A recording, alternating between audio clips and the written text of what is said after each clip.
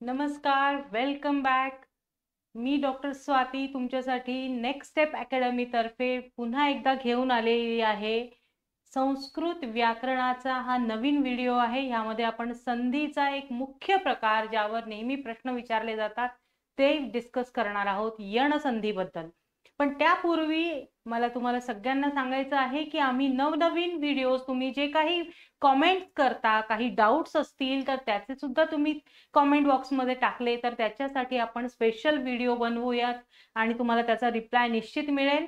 आतापर्यंत जर तुम्ही सबस्क्राईब केलेलं नसेल तर आमच्या चॅनलला सबस्क्राईब करा, जेणेकरून तुम्हाला यूट्यूब तर्फे आणि आमच्या ॲप मधून तुम्हाला त्याचं नोटिफिकेशन येईल आणि त्याचा तुम्ही लाभ घेऊ शकाल. तर आज आपण पाहणार आहोत यण संधी. हा अत्यंत महत्वाचा असा संधी प्रकार आहे संस्कृत व्याकरणामध्ये. यण संधी आपल्याला जर असं वाटलं यण नाव बघून की हा व्यंजन संधी आहे, तर तसं नाहीये मुलांनो. आपण एक वेगळा आपला व्हिडिओ ऑलरेडी आहे संधींचे प्रकार. त्यानुसार संधींच्या प्रकारांमध्ये जे 3 प्रकार त्यामध्ये सांगितले आलेले आहेत, स्वर, व्यंजन आणि विसर्ग. हे 3 प्रकार, यापैकी सगळ्यात महत्वाचा स्वर संधीचा एक प्रकार आहे, तो आहे यण संधी. तर या यण संधी बद्दल आपण आता डिटेल्स बघणार आहोत. यण म्हणजे काय? य आणि ण. आपण माहेश्वरी सूत्र त्याचा व्हिडिओ निश्चित बघितला असेल, तुम्हाला कंठस्थ असतील अशी अपेक्षा करते मी.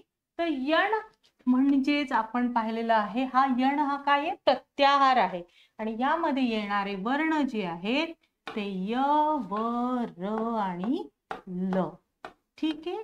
य, व, र आणि ल ह्यांनाच आपण अंतस्थ वर्ण असंही म्हणतो. ठीक आहे. यण म्हणजे य व र ल, हे तुम्हाला क्लिअर झालं असेल.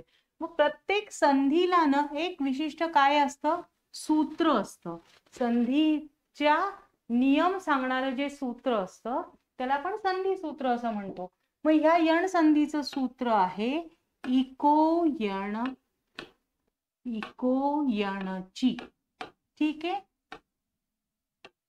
इको यणची हे जे सूत्र आहे ह्याचा आपण अर्थ समजून घेऊयात. जसं आपण यण म्हणजे बघितलं की य व र ल, तसं इथे आहे इको म्हणजे एक.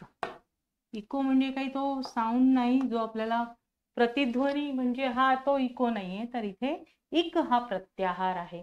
मग आपण जर पाहिलं माहेश्वर सूत्र, स्वरांचे कोणते आहेत? अ, इ, उंड, रिल, रिक, ए, ओंग, आई, औच. त्यामध्ये अ, इ, उण, रु, ऋ, क. ठीक आहे.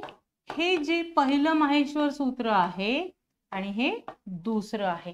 यामध्ये जर तुम्ही पाहिलं, हा ई आणि ई, उ, ण, ऋ, ऋ, क, हा ई पासून या क पर्यंत आपल्याला एक हा प्रत्याहार सांगतो. कोणते कोणते वर्ण येतात? ई, उ, ऋ आणि लृ. ठीक आहे. हे जे 4 वर्ण आहेत ते एक प्रत्याहाराने आपल्याला कळतात. मग हे एक म्हणजे ई, उ, ऋ, लृ. यणः भवति अचि परे स्यात्. म्हणजेच काय? अच, अच या शब्दाचं अचि हे सप्तमी एकवचन आहे. जेव्हा परवर्ण हा अच असतो म्हणजे स्वर असतो, तेव्हा काय होतं? ईच, इकच यण होतं क्रमाने. ईच य होणार, उच व होणार, ऋच र होणार आणि लृच ल होणार. या सूत्राने आपल्याला हे सांगितलेलं आहे. इको यण अची म्हणजे इकांचं इ, उ, ऋ, लृ च काय होणार आहे? त्याच्या स्थानी, त्याच्या ऐवजी य व र ल चा आदेश होणार आहे. नीट लक्षात घ्या की हे इ उ रु रू हे रिप्लेस होणार आहेत, ते बदल होणार आहेत. कशानी? य व र ल नी. म्हणजे इक इज रिप्लेस्ड बाय यण इफ अच इज देअर ॲज अ परवर्ण. जर पुढे स्वर असेल अची, अचीचा सप्तमी एकवचन आपल्याला इंडिकेट करते अची, म्हणजे परवर्ण जर स्वर असेल तर इ उ रु रू च्या जागी आपण य व र ल नी रिप्लेस करणार आहोत. आता उदाहरणांमध्ये बघितल्यावर आपल्याला जास्त लक्षात येईल मुलांना. नीट बघा. एक आपण घेऊयात यद्यपि. ओके, ह्याच जर आपण संधीचा विच्छेद केला तर आपण काय लिहिणार आहोत? यदि अधिक अपि. ओके, यदि अधिक अपि. आता इथे आपले जे काही सूत्रातले नियम आहेत ते फुलफिल होतात का ते बघूयात. ओके, यद मध्ये तुम्ही बघा की हा काय आहे? यद मधला हा अ आहे, तर इथे यद अधिक ई आहे. ओके, आणि हा यदी तयार झालाय, बरोबर आहे. आणि हा समोर स्वर आलेला आहे अ आणि हे पी आहे, बरोबर. तर हा जो काही चौकोनातले आपण बघतोय ह्यामध्ये फुलफिल होत आहे की इको यणाची ई आहे एक प्रत्याहारातला, समोर स्वर आहे आची. मग ह्याच्या जागी आपण काय करणार आहोत? ई च्या जागी य चा आदेश करणार आहोत. E will be replaced by य. आणि मग या य मध्ये हा अ मिसळल्यावर हा य आपला पूर्ण होणार आहे. आणि मग यद द हलंत आहे तो या य मध्ये येऊन आपलं संधी शब्द तयार होणार आहे, यद्यपि. आलं असेल लक्षात तुमच्या की हा जो काही ई आहे तो रिप्लेस होतोय य नी जेव्हा समोर स्वर असतो. क्लिअर? आता अजून एक बघूयात. पुढचं जे आहे आपलं ते काय आहे?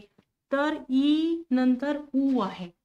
ओके, ई उ रू आणि लृ. आपलं काय तर मूळ नियम, तर इक विल बी, इक is replaced by यण.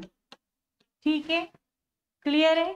यण you know, E will be replaced by Y, U will be replaced bye व, रू बाय र, रू बाय र and लृ बाय ल. ठीक आहे, हा आपला इको यणचीचा सूत्राचा नियम आहे. मग जर आपण पाहिलं पुढचं उदाहरण एक घ्या. मध्वरीही. मधूचा हरी म्हणजे श्रीकृष्ण. ठीक आहे, मधु नावाचा राक्षस होता, त्याचा शत्रू. ठीक आहे, मध प्लस उ मधु तयार होतं. ठीक आहे, प्लस इथे काय आहे तर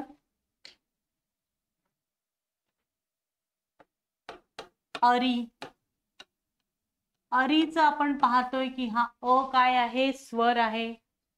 इथे उ आहे, आपलं फुलफिल झालेली आहे रिक्वायरमेंट इको यणचीची, अँड उ इज रिप्लेस्ड बाय व. So what we will do? मध it will remain as it is. ते काही संधीतलं वर्ण नाहीये, मध तसंच राहील आणि उ ला आपण रिप्लेस करणारे व नी. क्लिअर? आणि मग इथे हा अ आहे तो पण तसाच राहणार आहे, याला काहीही बदल होणार नाहीये. बदल फक्त आणि फक्त इकला होणार आहे, आणि इक म्हणजे इ उ रु लृ होणार आहे, आणि त्याच्या जागी आपण य व र ल लिहिणार आहोत. ओके, कसं आपण उ च्या जागी व लिहिलेलं आहे, हा व हलंत आहे तो पूर्ण होणार आहे इथे, आणि हा अर्ध जो ध आहे तो या व ला मिसळणार आहे आणि मग आपला संधी वर्ण शब्द तयार होईल, मध्वरीही. क्लिअर झालं?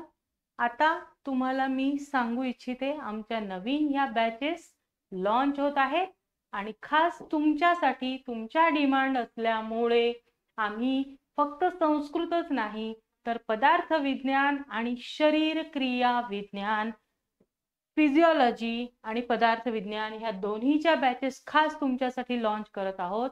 त्यामुळे बघायला विसरू नका. ह्या लवकरच तुमच्या यूट्यूबवर आणि आपल्या ॲपवर तुम्हाला मिळणार आहेत शरीर क्रिया विज्ञान, पदार्थ विज्ञान आणि संस्कृत तिन्ही विषयांचे व्हिडिओज.